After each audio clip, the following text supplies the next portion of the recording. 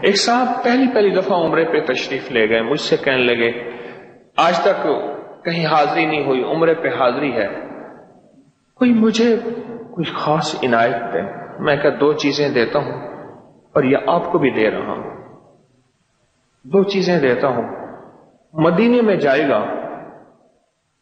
اور ایک احتیاط بتاتا ہوں، بس 2 چیزیں، ایک پرہیز، انشاءاللہ خالی نہیں آئے گا،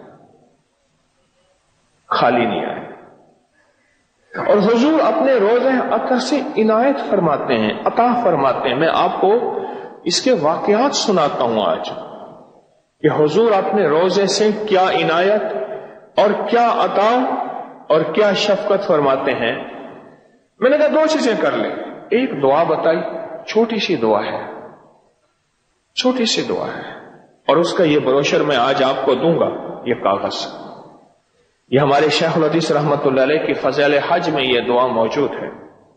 اللہم انی اسألک واتوجہ الیک بنبینا محمد صلی اللہ علیہ وسلم نبی الرحمہ یا محمد انی اتوجہ بک الی ربک ان تقضی حاجتی۔ انوکھی چیز ہے، عجب اس کے اندر طاقت اور تاثیر۔ اور دوسرا میں نے کہا روزہ اطہر کے قریب اور مدینہ منورہ میں جہاں رہے بس پڑھتا رہے لقد جاءکم رسول من انفسکم عزیز علیہ ما عنتم، بس یہ آیت پڑھتا رہے۔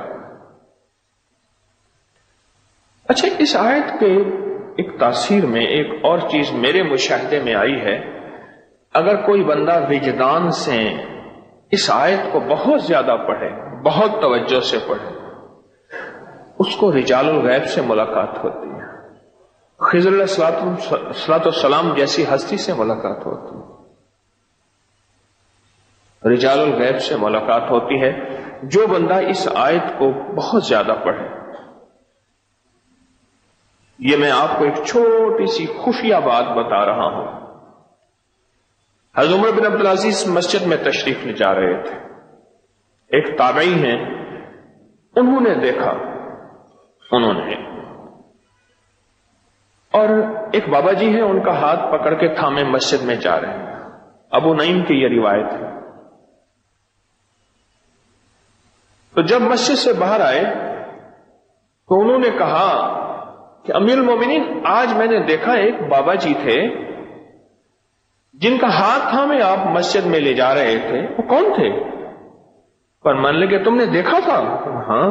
کہا لگتا ہے تم نیک ہو، لہذا تمہیں بتائے دیتا ہوں وہ حضرت خضر تھے، اور مجھے کچھ تعلیمات اور عدل و انصاف اور نظام مملکت کے بارے میں بتانے آئے تھے۔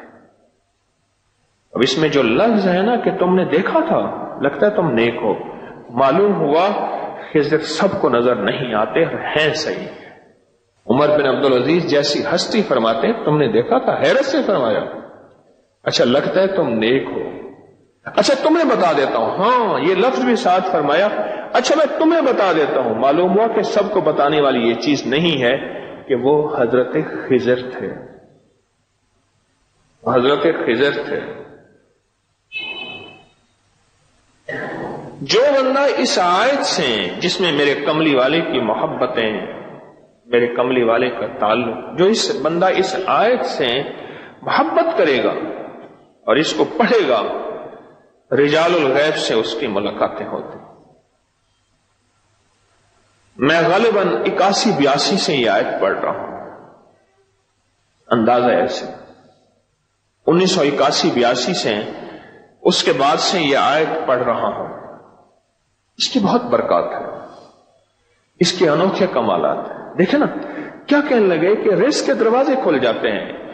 ایک اللہ والے نے یہ کہا بے گمان ملتا ہے بس، اور کمی نہیں ہوتی،